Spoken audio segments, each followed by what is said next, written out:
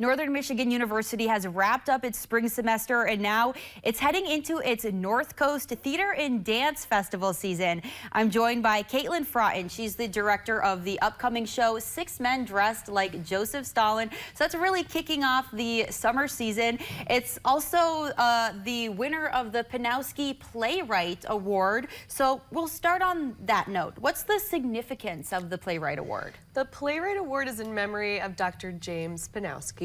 So for a number of years, we've been sponsored to be able to pay an up-and-coming playwright a stipend to use their work for the first time or one of the first times. And it's a national playwriting competition, so we get hundreds and hundreds of submissions a year. And so Diane Nora, who is the playwright of Six Men Dressed Like Joseph Stalin, is the winner of that award. And she is incredible. I believe she's worked with Tracy Letts. Immediately following the run of our show, they're doing that play at the Red Orchid Theater in Chicago, so it's already picking up some traction. So we're really excited to be able to do this. We do this every year in our season. In May, we have this new play, the Panowski Playwright Award. So is this the very first time this show will take to a stage? Not exactly. There were two other performances earlier in the year. I believe one was a Theater on the Square in Memphis, and I'm not sure where the other one is, but I believe it's fairly new.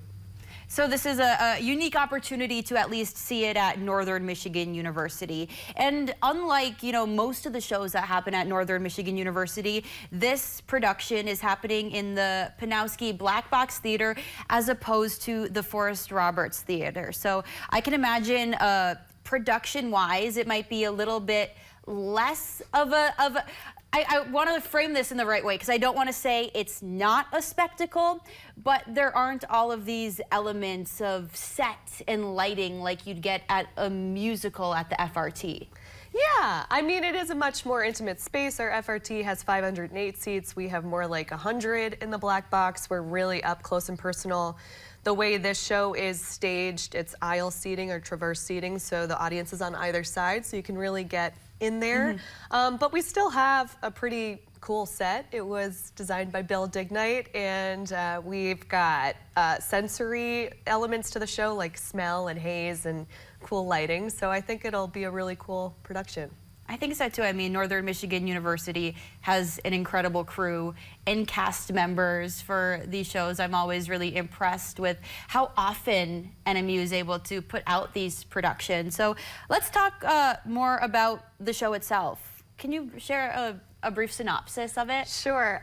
So it's a dark comedy. It's a two-hander, meaning it was written for two people. We did add two extra characters as ensemble characters, and those two actors are also understudying the two leads. But it's loosely based off of real people. Felix Dadayev and Alexei Diki were real doubles of Joseph Stalin, and they were actors before they were had to be Joseph Stalin's body doubles. So this is a fictional story based on two real people.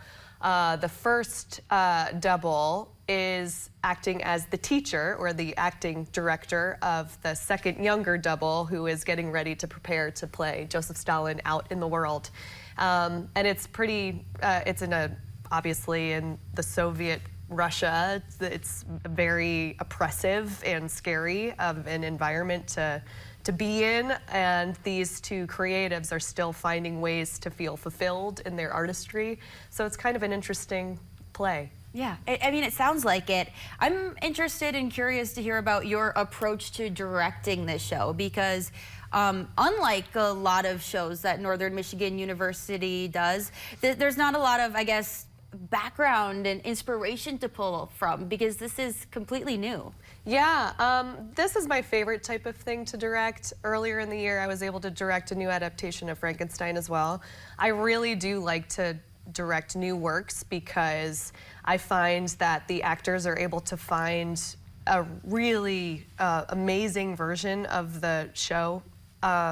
We use the text itself to be as accurate as possible when we're creating our character instead of, when I direct Streetcar next year, I'm sure there will be lots of people wanting to play it, like Marlon Brando. So it's a completely clean slate, and it's very collaborative. So the actors have equal say in what happens on stage. I was an actor for many years, and I believe the director is in charge of creating the stage picture, but the actors are the ones that are living the lives of these people for the rehearsal process. So to not allow their input in the rehearsal process or even in the staging process, I think would be a mistake. So it's been really fun. And we have those two lead actors hanging out backstage with us right now. So why don't we take a commercial break and we'll pull them into the conversation and meet them when we come back.